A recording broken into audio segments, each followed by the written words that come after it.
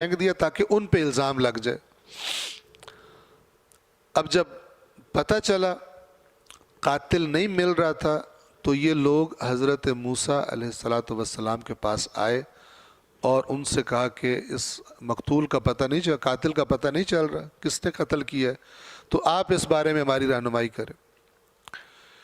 اللہ تبارک و تعالی نے حضرت موسیٰ علیہ السلام کو حکم دیا کہ آپ ان سے ایک گائے ذبح کروائیں، اور گائے ذبح کروانے کے بعد اس گائے کا گوشت کا ایک ٹکڑا اس مقتول کے بدن پر دے ماریں، تو یہ جو مقتول ہے یہ خود زندہ ہو کر اپنے قاتل کا نام بتا دے گا۔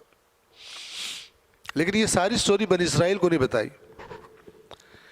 یہاں پر بنی اسرائیل کا مزاج بتانا مقصود ہے، اور یہ مزاج جس کے اندر بھی ہو اس کے لیے مشکلات بڑھ جاتی ہیں دین میں۔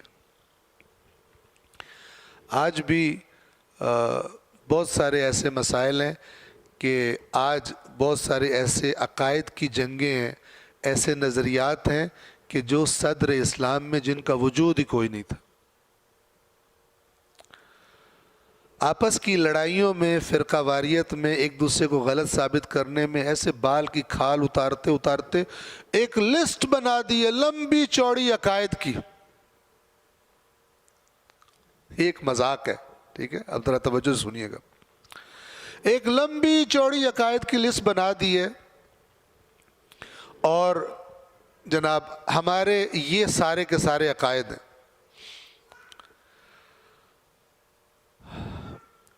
عقائد کے بارے میں آپ کو معلوم ہونا چاہیے کہ عقائد جنہیں ہم کہتے ہیں اصول دین، انہیں عقائد کہتے ہیں۔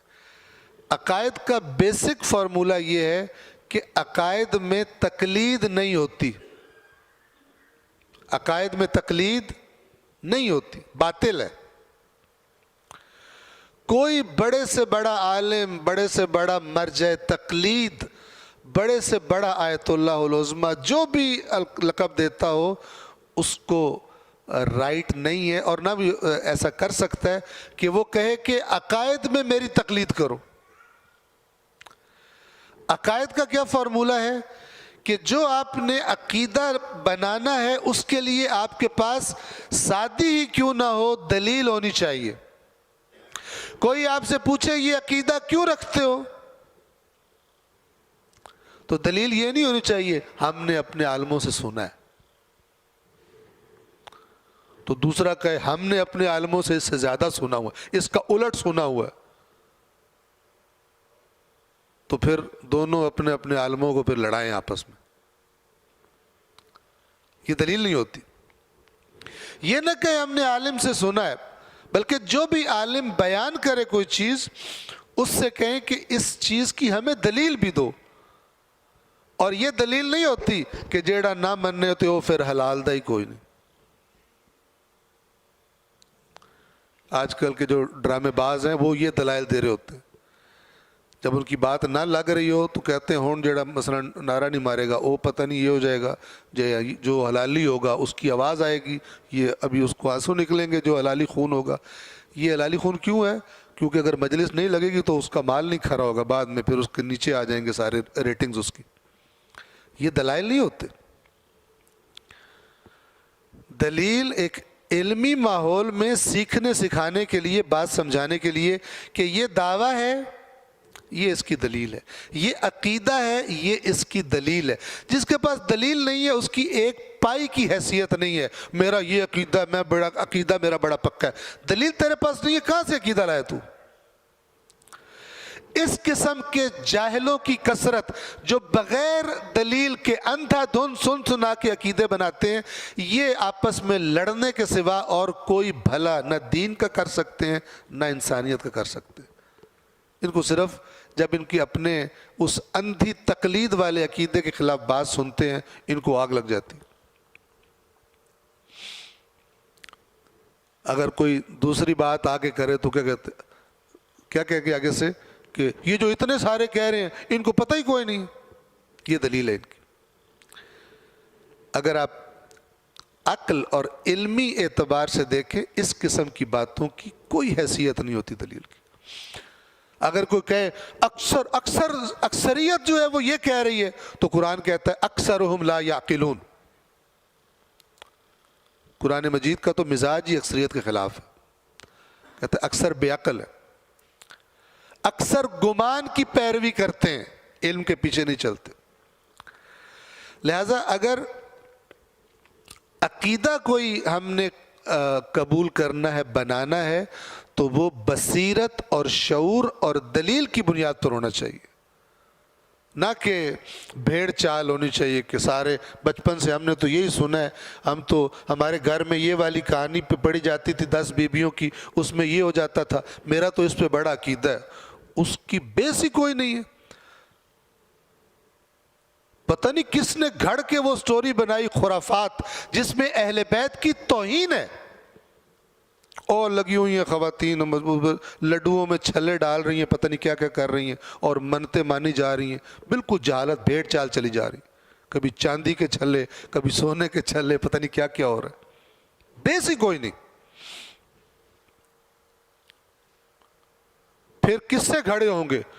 اس کا کام ہو رہا ہی نہیں تھا، پتہ نہیں اس نے کیا کیا تھا، پھر اس نے لڈو دیے چھلے والے تو اس کا کام ہو گیا. اس نے پھر یہ، اور ان کہانیوں میں اہل بیت اطہار کی شخصیات کی توہین ہے کہ جناب، مجھے تو یاد بھی نہیں ہے، سنی میں نے بہت دفعہ تو بچپن میں، ابھی یاد نہیں مجھے، کہ جو یاد پڑتا ہے کہ وہ جو ایک لکڑ آ رہا تھا اس کو کوئی کام کرنا بھول گیا، اس کو کوئی نیاز دینی بھول گئی، اور اس بھول کے نتیجے میں پتہ نہیں اس پر کیا کیا مصیبتوں کے پہاڑ ٹوٹ پڑے.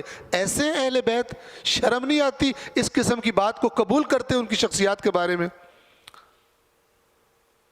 کہ جنہوں نے دیدہ دانستہ ان کے ساتھ دشمنی کی ہو وہ بھی اگر معذرت کریں تو معاف کر دیتے ہیں، اور یہ جو ماننے والا بیچارہ بھول گیا خطا سے، اس کی پکڑ کے انہوں نے ٹانگیں توڑ دی، بچہ قیدی ہو گیا، فلان ہو گیا، یہ ہو گیا.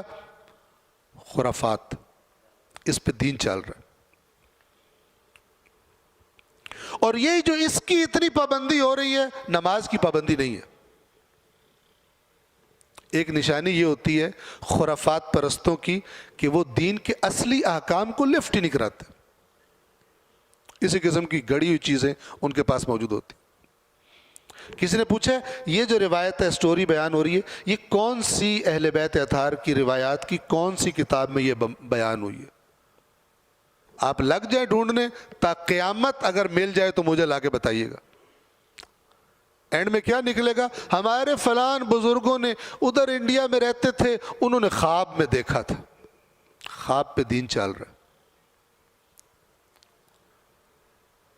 ہر جگہ پر اس قسم کی خرافات، اپنی من گھڑت بنائی ہوئی رسومات، اعمال یہ بھرے پڑے، اور اصل دین ان کے پیچھے چھپ گیا. اس کو لفٹ ہی کوئی نہیں کراتا، کہ اس کے ساتھ کوئی کمٹمنٹ بھی نہیں ہے. ان چیزوں کے ساتھ کمٹمنٹ ہے. ایک منت مانی ہوئی ہے، میرا یہ کام ہو گیا، میں نے 7 درباروں کے سلام بھرنے ہیں. یہ کون سے امام نے بتایا ہے؟ دربار، یہ جو پیروں فقیروں کے دربار، 7 سلام میں نے مانے ہوئے. یہ 7 سلام کون سے 14 معصومین میں سے کس معصوم نے کہا ہے 7 سلام تم نے ماننے؟ کہاں سے نکلے ہیں؟ اصل دین دیکھو، ہے ہی کوئی پرواہ ہی کوئی. بے نماز، بے روزہ، قرآن مجید سے ہزاروں میل دور، اور ان چیزوں کے پکے چیمپئن. یہ خرافات کیوں ہیں؟ سزا ہے. جو اللہ نے دین دیا تھا، جس طرح اس کو سیکھنا چاہیے تھا، اس کو نہ سیکھنے کی وجہ سے یہ سزا ہے خدا کی طرف سے. اور خداوند عالم سزا دیتا ہے. بنی اسرائیل کو دے سکتا ہے تو ہمیں بھی دے سکتا ہے، اور دے رہا ہے.